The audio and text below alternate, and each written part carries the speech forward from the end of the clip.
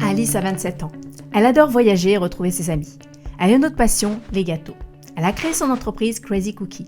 Elle vend des gâteaux et organise des goûters d'anniversaire. Son seul problème, la gestion. Et là, c'est vraiment pas sa passion. Tu me diras, c'est pas très grave, hein. Pas besoin de comprendre le big data pour faire des muffins. Alice a 2 boutiques, Crazy Cookie et Crazy Muffin. Ces boutiques sont visibles sur Internet et sur les réseaux sociaux. Elle a créé une page pour Crazy Cookie et pour Crazy Muffin. Alice a une idée. Ce serait génial si elle pouvait collecter les avis ou les notes des clients sur les forums. Ses clients produisent beaucoup de données au quotidien.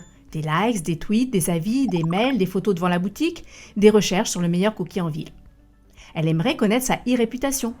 Et pour cela, elle doit utiliser le big data, ou autrement appelé en français les données massives.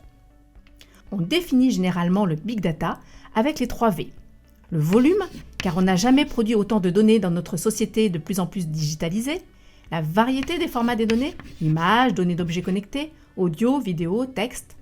La vitesse, en effet, les données changent très rapidement. Pour traiter toutes ces données, les outils traditionnels ne sont pas adaptés. Pour cela, Alice devra adopter une plateforme et une base de données Big Data, un outil spécifique qui sera en mesure de stocker et d'analyser les données de ses clients. Ces données sont parfois structurées, lorsque les personnes renseignent des informations dans des champs spécifiques, leur adresse et leur nom. Mais les données peuvent aussi être non structurées quand elles ne sont pas organisées avec un format prédéfini, ce qui rend l'analyse plus compliquée. Les data analystes construisent alors des modèles mathématiques et des algorithmes pour donner un sens à ces données. Puis les machines mises en place prennent le relais pour analyser automatiquement les phénomènes et en tirer des conclusions.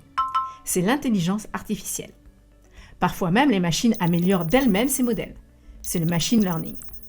Les conclusions qu'elles tirent des analyses permettent en temps réel d'analyser le passé, prévoir les événements futurs ou recommander les actions. Le Big Data permettra ainsi à Alice d'analyser la satisfaction de ses clients, mais aussi de trouver de nouveaux clients. Génial, se dit Alice qui a tout compris.